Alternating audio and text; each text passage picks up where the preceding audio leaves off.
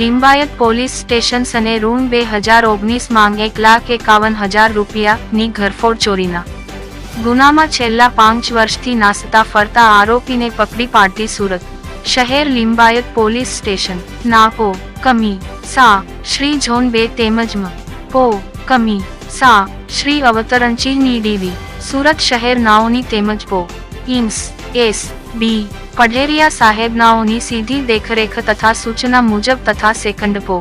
ઇન્સ વી એ Jograna સાહેબનાઓના technical માર્ગદર્શનથી ગંભીર પ્રકારના ગુનાઓમાં નાસતા ફરતા આરોપી શોધી કાઢવા સારું સર્વેલન્સના પો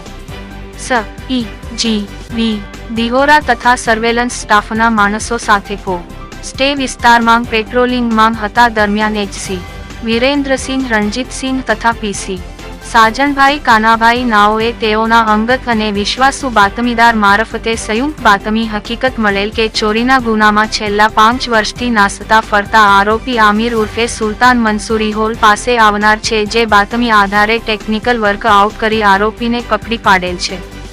જે મજકૂર આરોપીની પૂછપરછ કરતા તેને જણાવેલ કે ગઈ તા 2 માર્ચ 2019ના રોજ સદર આરોપી તથા તેમના સાગરીતોએ સાથે મળી લિંબાયત સંજયનગર શ્રીરામ ચોક પાસે ઘરન રૂમ 95 માંગ દિવાલ સાથે લગાવેલ બાંબુને પકડી પહેલા માળે જઈ સદર મકાનમાંથી 1 લાખ રૂપિયા